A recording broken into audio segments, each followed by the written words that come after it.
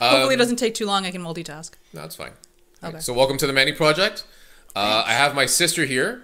This is really, really a weird experience. And the reason why I want to say it's a really weird experience is we've lived together for... How long have you now been out of the house? I moved out like 6 years ago now. Okay.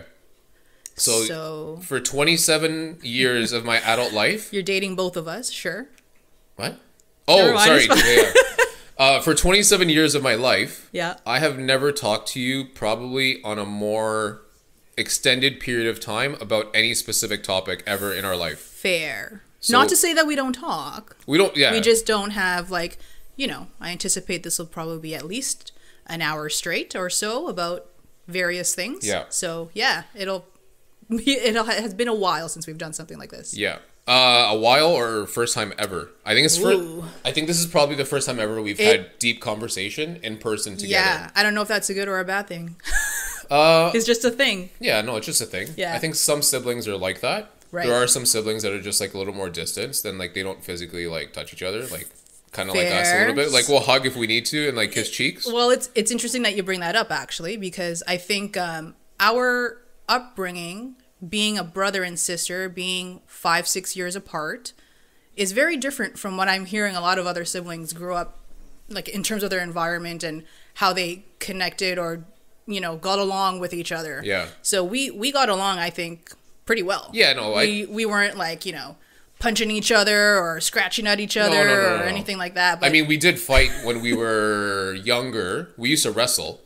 I remember that, Yeah, and I remember the story that you told me at the point at which you realized you should not do that anymore. I can't believe you do. So you actually don't remember that story? I didn't remember it until you brought it up, like, recently. But then do you still remember that story at all? Now, or that issue? It slowly, gradually came back to me that, oh yeah, I did that. So I'll let you tell the story. You can share it. You can share it. I mean, this is a podcast of like me, so people are hearing me all the time. Yeah. So if you remember the details, you can share it. So I don't remember how it all escalated. I think we were like messing around, wrestling or something. Yeah, upstairs in our parents' room, I remember, and it was a carpet room, so like you could just kind of like roll around, and fly around, and you wouldn't come out with any major injuries. Yeah. But there was, what did you do to me? You did something specific to me that really peeved me off. That's what I thought you were gonna tell him. So we used to wrestle. Did I not then threaten you with a perfume bottle, saying that was me. Oh, you threatened me with the perfume? Okay, so maybe my memory is not as good as I thought it was. So the story that I remembered was we were wrestling, and for people that don't know, I grew up like hardcore. Deep into wrestling, like recording wrestling Monday Night Raws every Monday. All the time. He would like pretend he was the different wrestlers. He had CDs with all the theme music for every wrestler. Yeah. Yeah, John was hardcore. So we would wrestle. And at the end of the fight, I can't remember what the character's name was, but whenever we finished fighting, like whatever, we would just like pack it up and just like go downstairs and eat something. But there was a wrestler that sprayed perfume in the opponent's face. Yes. And like, obviously it wasn't real perfume. It was like water, but like the effect of like, oh my God, my eyes are stinging. And then like, right. You had that sensation because I sprayed perfume in your face. But it was like real perfume. It was, no, I think it was Mom's little perfume bottle that had like... Oh, yeah, and it had the puffer on it. Yeah. So I sprayed you in the face with it. And you legitimately put real perfume in my face, into my eyes, and I was livid. Uber pissed. Yeah. I think that was the last time I remember us fighting. I think like wrestling. Yeah, That was the last time. That was like, okay, we're done with this. But that was you can just watch your wrestling and that's enough for you. Yeah. We won't actually get into it. That was also like a long time ago though. So like I don't think that was anywhere in our teens. That was way younger. I was definitely smaller. I would say you were probably like 7 around that age. So I was probably like 11, 12, that kind of thing. And then we were never sort of that typical sibling relationship where there was like jawing at each other or like, you know, just shoving each other or teasing each other all the time. Like if there was a car trip, we were totally behaved and like just minding our own business in the car. Like, you know, I think we had a very non-typical sibling relationship growing up as compared to many others that I tend to hear about. So the other ones that you tend to hear about, you mentioned age gap. Do you think that the age gap is a thing? That played a factor as to like the reason why we're our specific way, or what? I don't know if it's maybe in part our upbringing. Okay. I don't know if it was mom and dad that kind of just made sure that was like, we were in a row. We weren't. Do you think that was really time. them? I don't think that was them. I don't know. Maybe it was just our personalities. I don't know. We just got along fairly. I mean, aside from the wrestling incident. Yeah. I really do not recall a time at which we were like button heads or anything like that. Yeah, we weren't really jawing at each other ever. Never. But I hate to say it, I don't think there was any intention for mom or dad to be like, you need to like be good with each other. Fair. Like, they were just, I hate to say it, they were just kind of like there. Thing. Yeah, they were just there. They're handling themselves. They're behaving amongst each other. So let's let them be. We weren't creating like trouble as kids anyways. Like, true. The normal things, like the only thing I remember was you going out late, and then me being me being out late as well too. Those are the teenage years, when you're trying to stay out late and do stuff with your friends, and you stay out longer than you're supposed to, and you come back, and it's like, oh, you've got trouble to deal with. I did the same thing too. I just didn't do it on like the I guess like on the nightlife like party. Yes, level. We're very opposite in that way, where. I was doing the clubbing thing and the going out on the weekends and concerts and all that sort of stuff. And you were not a big nightclub guy. No, so. whenever it came down to like late, and like whenever dad was like really pissed with me or mom was really upset with me, it was because I was at like baseball too long, or like I made them wait in the parking lot. There's a little bit of an explanation of the differences between John and I in our teenage years, I guess, at least. But still very similar. Like we were both.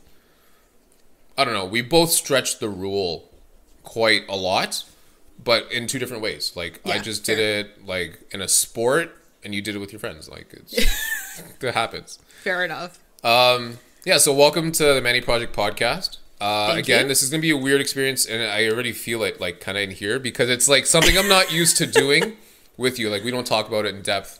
A lot of things in general. Well, so now I'm curious to see what kind of topics we get into in depth. Yeah. So let's see where it goes. So for starters, obviously you're my sister. Right. But there's some things about you that people just don't know. So share with the listeners some things about you, who you are, and just some things that they want to know. Sure. So where do I start? I work, I guess maybe I'll start with work. So I work sort of in the health industry. I work with physicians or clinicians in general as it relates to virtual care in their clinics. I used to be tasked with helping physicians actually adopt electronic medical record systems into their clinic. Cool. Now that most of them have that, I've been working at the company now for about 12 years. So, a lot of the doctors over the course of time have adopted technology, and now we're just sort of assisting them with supplementing, especially these days, given the pandemic and virtual care, just kind of assisting them with getting more tools to sort of assist them with their work. Of course. So that's what I do sort of on a professional level.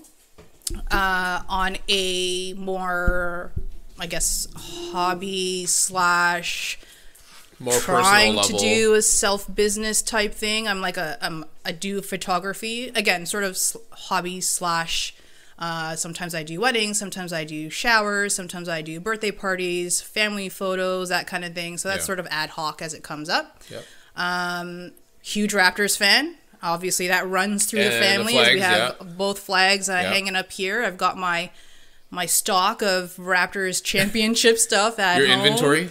My inventory that legitimately is on a spreadsheet that I carry with me on Google Drive because I don't know if I'm going to repurchase something that I already have. So that's a little bit of a thing for me. Big Raptors fan, and I thought we were both going to wear Raptors gear for this.